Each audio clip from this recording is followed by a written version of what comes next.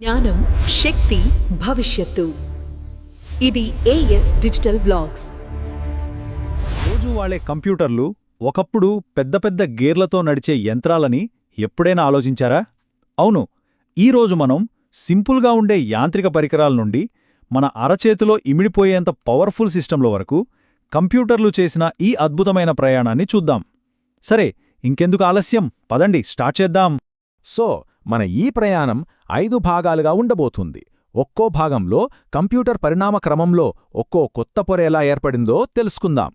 ఇది ఒకదానిపై ఒకటి పేర్చినట్టుంటుందన్నమాట. సరే, మొదటి భాగం గేర్ల నుండి గిగాబైట్ల వరకు. అసలు ఈ కంప్యూటర్ అనే ఆలోచనకు బీజమెక్కడ పడింది? అంతా మొదలైంది ఒకే ఒక్క చిన్న అవసరం నుంచే. అదే లెక్కల్ని మరింత వేగంగా ఇంకా ఖచ్చితంగా చెయ్యాలనే మన తపన. ఒక్కసారి ఈ టైంలైన్ చూడండి. మొదటి ఆవిష్కరణల మధ్య ఎంత గ్యాప్ ఉందో. పాస్కల్ అయిన తర్వాత అనలిటికల్ ఇంజిన్ రావడానికి దాదాపు 200 ఏళ్లు పట్టింది. కాని ఆ తర్వాత 20వ శతాబ్దంలో టెక్నాలజీ స్పీడ్ ఒక్కసారిగా రాకెట్లా దూసుకెళ్ళింది. అసలు సిసలైన ఎలక్ట్రానిక్ విప్లవానికి పునాది పడిందక్కడే. ఇక రెండవ భాగం కంప్యూటర్ భౌతిక శరీరం. సరే, ఇప్పుడు కాసేపు చరిత్రను పక్కనబెట్టి మనం రోజూ చూసే తాకగలిగే కంప్యూటర్ భాగాల గురించి మాట్లాడుకుందాం. అదేనండి, దాని హార్డ్వేర్ గురించి. ఇక్కడ చూస్తే ప్రతి తరం ఒక విప్లవం లాంటిది. అంటే చూడండి, ఒకప్పుడు ఒక గది అంత సైజులో ఉండే వాక్యూమ్ ట్యూబ్ కంప్యూటర్ల దగ్గరనుంచి ఇప్పుడు మన జేబులో పట్టేంత చిన్న మైక్రోప్రాసెసర్ల వరకు.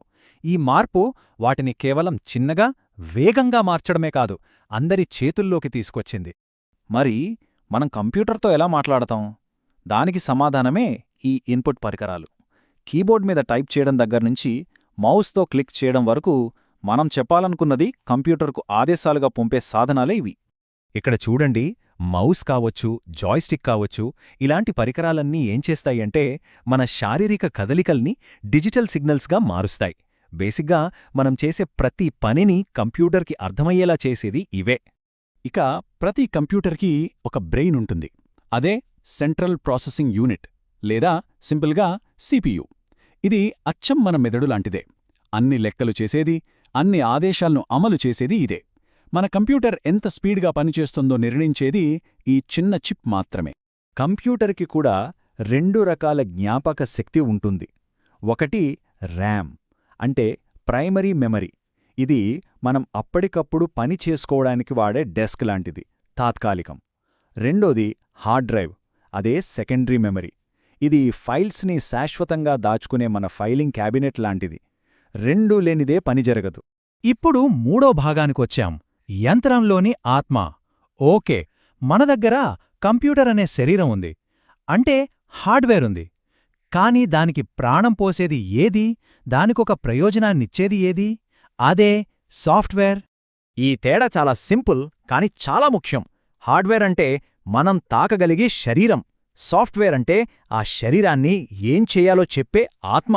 ఒకటి లేకుండా రెండోది పనికిరాదు, అంతే. ఆపరేటింగ్ సిస్టమ్ అంటే ఓఎస్. దీన్ని ఒక ఆర్కెస్ట్రా కండక్టర్తో పోల్చవచ్చు. కీబోర్డ్, మౌస్, ప్రాసెసర్, మెమరీ, ఇలా అన్ని భాగాల్ని సమన్వయం చేస్తూ అంతా సవ్యంగా జరిగేలా చూసుకునే మాస్టర్ మేనేజర్ ఇదే. చూడండి, ప్రోగ్రామర్లు మనకర్థమయ్యే C++ లేదా జావా లాంటి భాషల్లో కోడ్ రాస్తారు. కానీ కంప్యూటర్కి అర్థమయ్యేది కేవలం 0లు 1ల భాష మాత్రమే. మరి ఈ రెండింటి మధ్య దూరాన్ని తగ్గించేదే ఈ లాంగ్వేజ్ ట్రాన్స్లేటర్.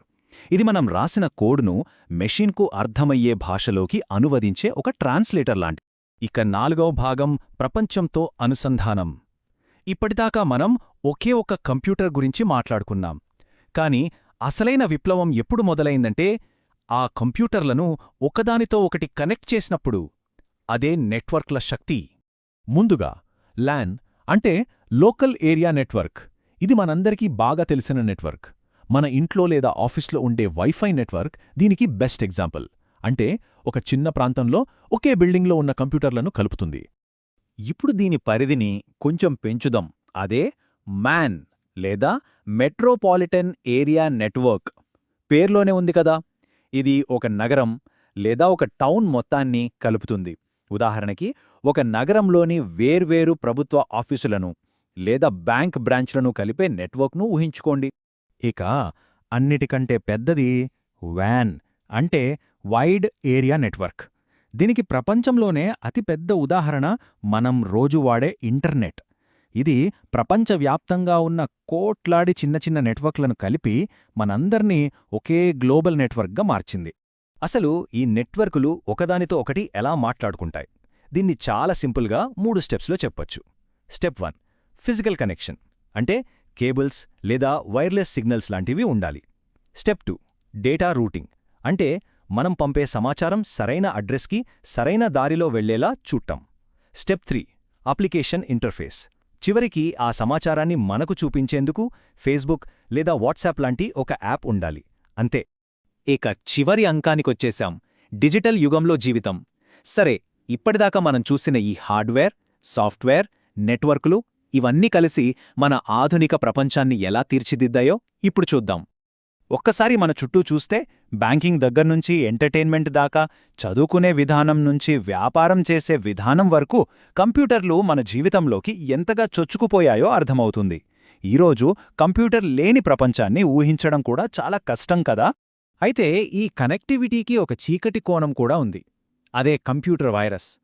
ఎలాగైతే మనుషుల మధ్య జబ్బులు వ్యాపిస్తాయో అలాగే ఇంటర్నెట్లో కనెక్ట్ అయిన కంప్యూటర్ల మధ్య ఈ వైరస్లు కూడా వ్యాపిస్తాయి. ఇది మన డిజిటల్ ప్రపంచంలో ఎదుర్కొంటున్న అతిపెద్ద సవాళ్లల్లో ఒకటి. సో సింపుల్గా ఉండే ఆ యాంత్రిక గేర్లతో మొదలుపెట్టి ప్రపంచాన్ని చుట్టేసే గ్లోబల్ నెట్వర్క్ల వరకు మన ప్రయాణాన్ని చూశాం. ప్రతి అడుగు మానవ మేధస్సు సాధించిన ఒక అద్భుతమైన విజయం. ఇప్పుడు అసలు ప్రశ్న, దీని తర్వాత రాబోయే కొత్త పరిణామం ఏమయ్యుంటుంది?